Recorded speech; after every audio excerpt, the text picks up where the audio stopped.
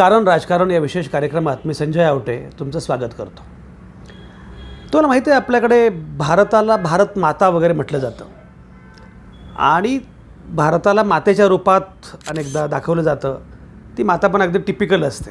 खरं म्हणजे ते रूप भारताचं रूप मानावं का याबद्दल मला शंका आहे. पण मी असाच विचार करत होतो की असंच अमेरिकेला एखाद्या व्यक्तिरेखेमध्ये दाखवायचं असेल तर ती व्यक्तिरेखा कोणाची असेल, कुठली असेल? कारण अमेरिकेला दाखवणं फार कठीण आहे. अमेरिका हा तो देश आहे की जे लोकांना स्वप्न वाटतं, ड्रीम वाटतं. अमेरिकेत आपण जावं असं जगातल्या अनेक लोकांना वाटतं. अवघ्या जगाला अमेरिकेविषयी आकर्षण वाटतं. अमेरिकेमध्ये काय नाही आहे? अमेरिकेमध्ये हार्वर्ड आहे, अमेरिकेमध्ये हॉलिवूड आहे. शिक्षण, कला, साहित्य, संस्कृती, विज्ञान, तंत्रज्ञान सगळ्या गोष्टी अमेरिकेमध्ये अगदी आहेत आणि जगभरातल्या लोकांना अमेरिकेनं सामावून घेतलेलं आहे. अमेरिकेमध्ये स्वातंत्र्य देवता आहे.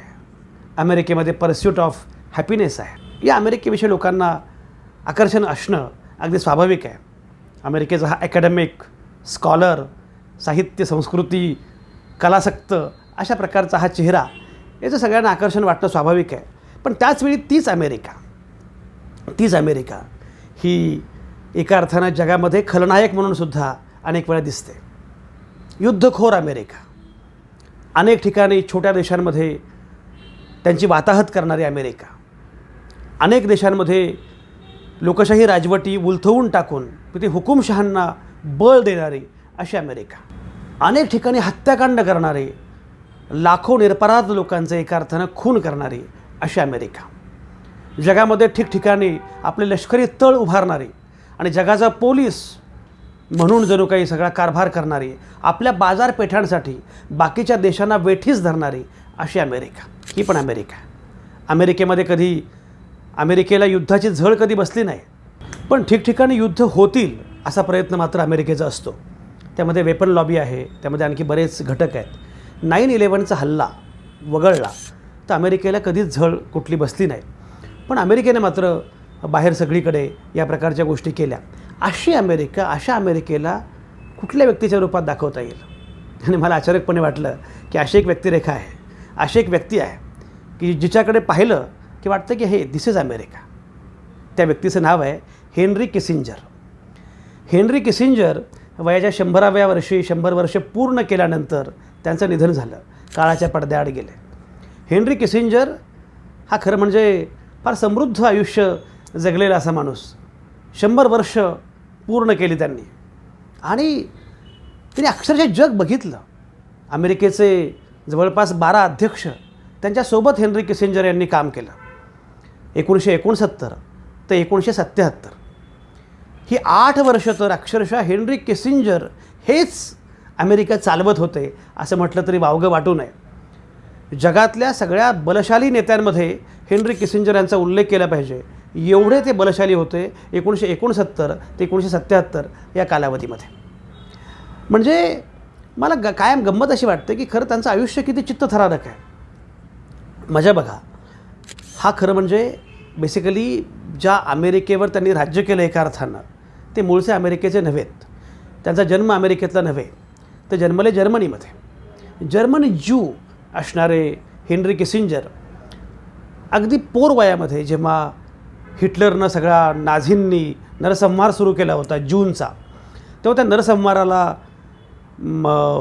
तोंड देताना पळून आले, निर्वासित म्हणून अमेरिकेमध्ये आले. त्यानंतर दुसऱ्या महायुद्धामध्ये त्यांनी सैनिक म्हणून काम केलं. त्याच्यानंतर मग शिकत गेले, हार्वर्डला आले आणि हार्वर्डमध्ये त्यांचं एकूण अभ्यास, त्यांचं वाचन, त्यांची प्रतिभा, बुद्धिमत्ता यामुळे त्यांना तिथे मानसन्मान मिळाला. प्राध्यापक पदापर्यंत ते पोचले तिथे. आणि एकूणच आंतरराष्ट्रीय संबंध, public policy, nuclear weapon policy अशा सगळ्या अनुषंगानं त्यांचा अभ्यास प्रगाढ होता. त्यामुळे त्यांना अर्थातच तिथे महत्त्वाचं स्थान मिळालं. आणि मग त्यांच्याकडे लक्ष गेलं रिचर्ड निक्सन यांचं.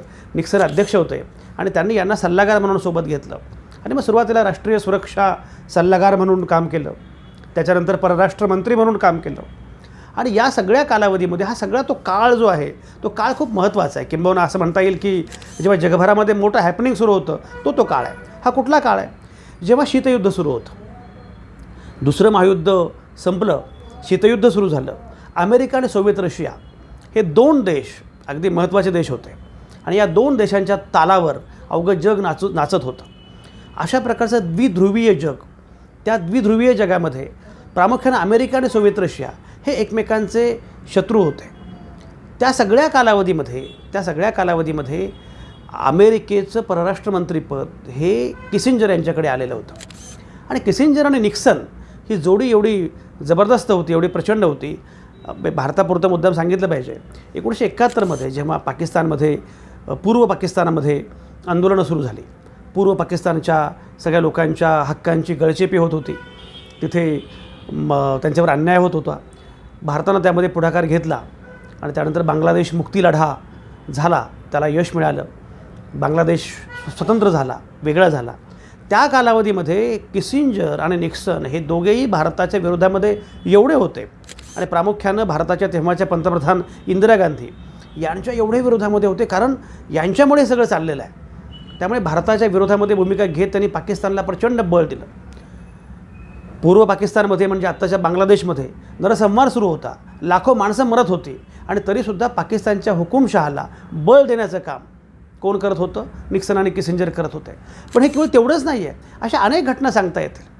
चिलीमध्ये काय घडलं, ईस्ट तिमोरमध्ये काय घडलं, सगळ्या ठिकाणी ज्या प्रकारच्या गोष्टी घडल्या, तिथे व्हिएतनाम वॉर आपल्याला माहिती आहे.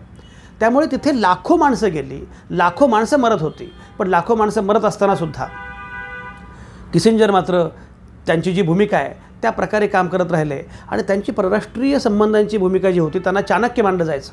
प्रत्येक अध्यक्षांना त्यांच्याविषयी फार प्रेम होतं, प्रत्येक अध्यक्षांना त्यांच्याविषयी प्रचंड आदर होता आणि त्यामुळे ते आदरणीय होते, कारण त्यांचा अभ्यास खूप, त्यांचं वाचन खूप. त्यांनी अनेक विषयांवर पुस्तकं लिहिली, म्हणजे डिप्लोमसीवर लिहिलं, चीनवर लिहिलं, अनेक विषयांवर पुस्तकं लिहिली. अगदी अलीकडच्या कालावधीमध्ये त्यांनी आर्टिफिशियल इंटेलिजन्स अशा अगदी नव्या विषयावर मोठं पुस्तक लिहिलं. त्यांचं शेवटचं पुस्तक अगदी ते जाण्यापूर्वी 1 वर्ष अगोदर आलं. एवढी पुस्तकं लिहिली. प्रचंड वाचन असणारा, स्कॉलर असणारा, प्राध्यापक ते कुलपती असा प्रवास केलेला असा भन्नाट माणूस.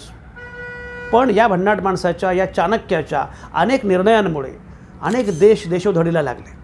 अनेक ठिकाणी माणसं वेठीला धरली गेली, अनेक ठिकाणी लोकशाही सरकार उलथून टाकली गेली आणि हुकुमशाह आले. असं अनेक ठिकाणी घडलं.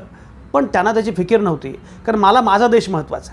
एवढंच नाही, 1971 त्यांनी चीनच्या अनुषंगानं जी भूमिका घेतली त्यामुळे जगाचं एका अर्थानं राजकारणच बदलून गेलं. तेव्हा अमेरिका आणि सोव्हिएत रशिया यांच्यामध्ये संघर्ष होता आणि चीन खरं म्हणजे त्या संघर्षामध्ये कुठेच नव्हता. अमेरिका आणि चीन यांचे संबंध फार बरे नव्हते. पण किसिंजर यांनी चीनशी मैत्री केली आणि त्याच्यानंतर चीन आणि अमेरिका यांची मैत्री पुढे झाली, वाढत गेली आणि सोव्हिएत रशियाच्या अनुषंगानं चीन नावाचा एक नवा खेळाडू सगळ्या जगाच्या राजकारणामध्ये पुढे आला. हे करण्यामध्ये सुद्धा हेनरी किसिंजर यांचा वाटा फारच मोठा होता. गंमत बघा, म्हणजे मला अनेकदा प्रश्न असं पडतो की सगळ्याच अध्यक्षांना त्यांच्याविषयी एवढं कुतूहल होतं, एवढं अप्रूप होतं. म्हणजे निक्सन आणि किसिंजर या जोडीविषयी अनेक ठिकाणी लिहिलं गेलेलं आहे. किंबहुना निक्सन म्हटलं की किसिंजर येतातच.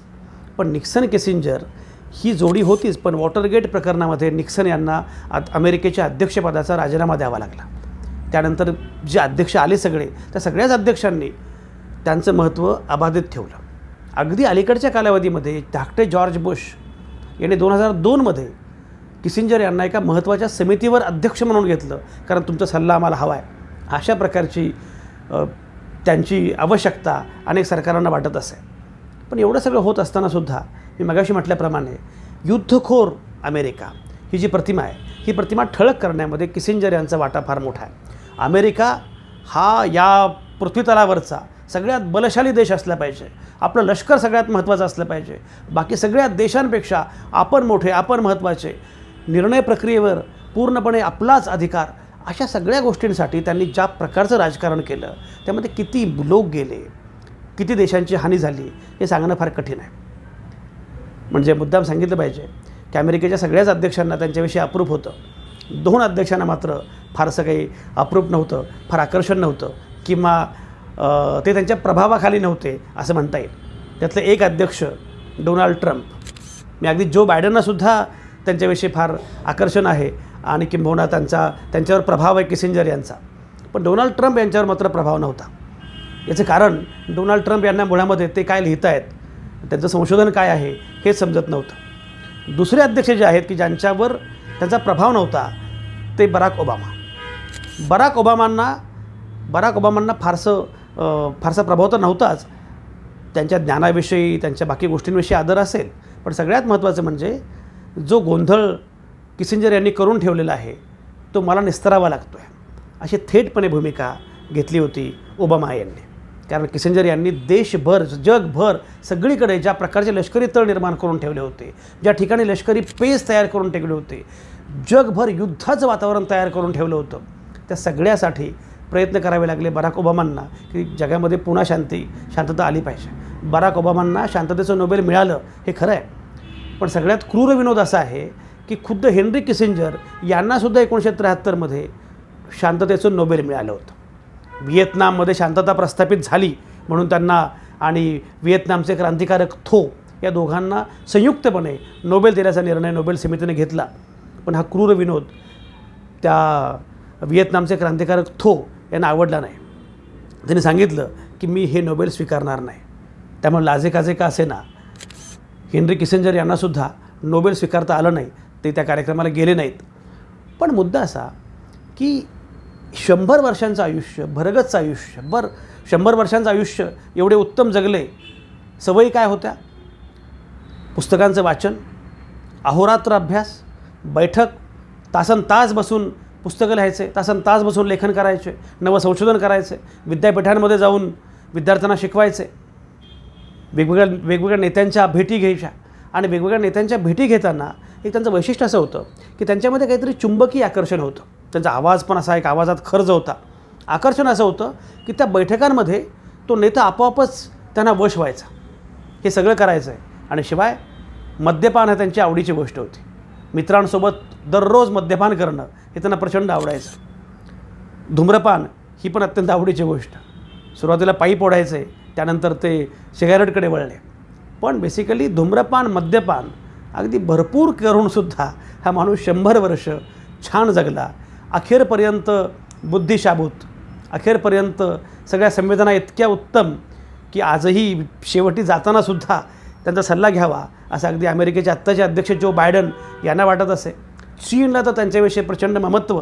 ते चीनमध्ये जेव्हा गेले तेव्हा चीन सरकारनं त्यांना एखाद्या राष्ट्रप्रमुखाला ज्या प्रकारे सगळा प्रोटोकॉल असतो, ज्या प्रकारे स्वागत केलं जातं, त्या प्रकारे भव्य स्वागत त्यांचं चीनमध्ये झालं. एवढं सगळं समृद्ध आयुष्य जगून हेनरी किसिंजर काळाच्या पडद्याआड गेलेले आहेत. पण काळाच्या पडद्याआड जाताना त्यांनी काळावर जो काही ठसा उमटवला आहे, चांगला वाईट, तो काही आपण टाळू शकत नाही, तो आपण पुसू शकत नाही. म्हटलं तर नायक, म्हटलं तर खलनायक, म्हटलं तर ॲकॅडमिक एक्सलन्स, म्हटलं तर अत्यंत छान बुद्धिमत्ता, प्रगल्भता वगैरे वगैरे, आणि म्हटलं तर एवढ्या सगळ्या हत्याकांडांना जबाबदार असणारा असा माणूस. अमेरिकेचा चेहरा आणखी वेगळा काय असेल? एनिवे, पुन्हा भेटूया.